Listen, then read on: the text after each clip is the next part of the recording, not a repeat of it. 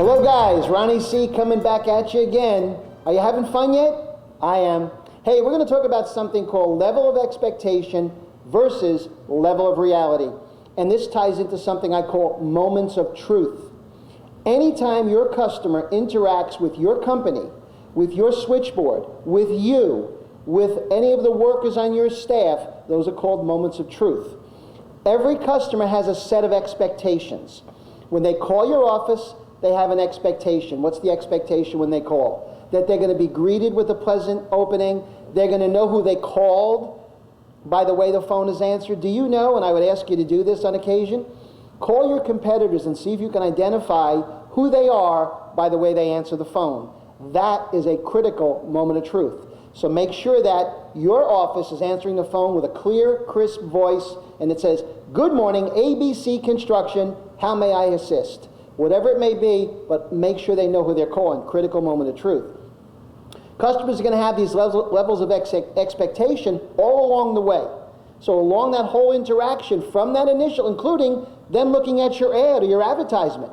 If you send something through direct mail, if you have a website, if you have a Facebook page, any social media type of a contact, anything, they're going to gauge their level of expectation based on what they see. Hey, I'm going to contact this company. Let me see what they're about. Are they conveying the right kind of message to me? So every customer has a set of expectations and moments of truth all along the way.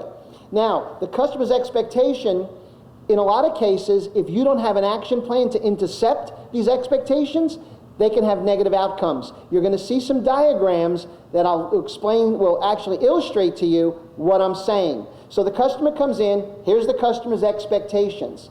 They have an interaction with your company, and that interaction can be nothing more than the initial contact through a telephone call, through an email.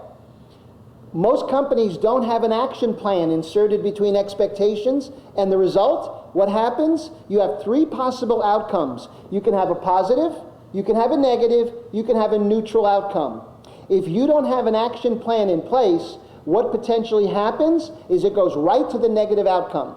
It goes right to that negative outcome more times than not. So you've got to have that action plan to intercept each moment of truth. So your customer's going to have, like we said, a negative, a positive, or a neutral interaction with your company. Neutral is no good. Negative is no good. It has to be positive. Your goal at your company is to exceed their expectations at every single opportunity. Don't ever leave something to chance. Have it all systematically in place so that every expectation is met with the action plan. Because what that gives them at that moment is their level of reality.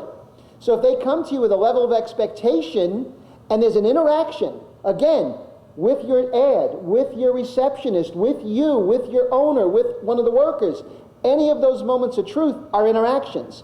When they have those interactions, it's going to result in one of three outcomes: positive, negative, neutral. You want the positive. The only way that it's going to be positive is you intercept that expectation with an action plan. So you know what's going to happen. Nothing is left to chance.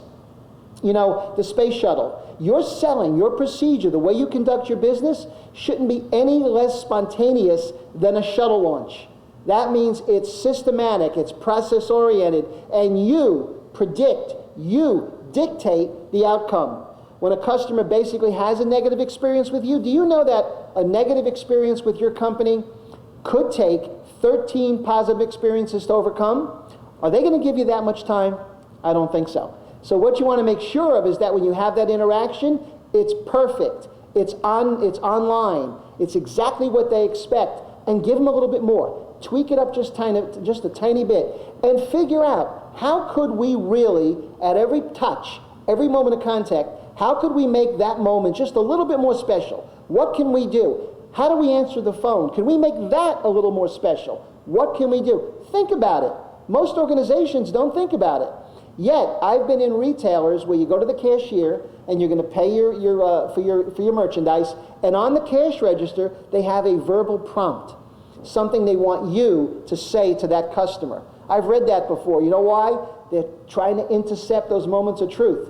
Because in retailers, like in home improvement companies, there's a ton. There's a bunch of you guys out there. what's going to gravitate me to you? Why would I come to you? Level of expectation, level of reality, moments of truth, critical things. You're going to see some diagrams that'll give you exactly what I'm talking about, but you got to realize that most customers today in the home improvement industry have an average or neutral interaction with a company. Not a great interaction, it's average, it's okay, it's acceptable. And sometimes they're willing to compromise just to get the job done. But you've got to figure out a way that you can dazzle them. Your goals are to work towards giving that customer an experience that's ideal and exceeds their expectations. Some little thing you can do that just leaves that sweet taste in their mouth when you walk out of their home. They're excited about that interaction with you. Understand what the industry's doing. Research what the industry's doing. And don't do those things. There's so many negatives out there, it'll knock your lights out. You've got to be a positive thinker. You've got to be an individual who looks for ways to exceed customer expectations. And how do you have that? Well, number one, no negativity. Don't have any negative thoughts enter your mind. Think positive. Think energized. Think solution-oriented. And I'm telling you, you're going to make it happen. So just a real quick recap. Every customer has expectations. At every interaction, as we said, they call your office, they read your ad, they meet you, they have contact with one of your workers on the job site. All of those moments are critical moments of truth. When you're done with that interaction, what do? How do they rate it? You want to dictate with the action plan that it goes to ideal, that the customer is thrilled, excited, and will recommend you. Because the lasting effect, the sweetest taste in their mouth, is going to be you giving them what they expected and a little bit more.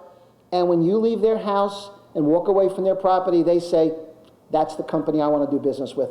That's the company that I'm going to recommend. I'm excited that I found this company, and I'm going to be successful with them, and they're going to be successful with me. There's no harm in doing that, guys. They're going to help you be successful. You help them be successful in getting what they want. Does that make sense? I think it does. Hey, until we meet or speak, I want you to go out and make it the best day ever. See you later.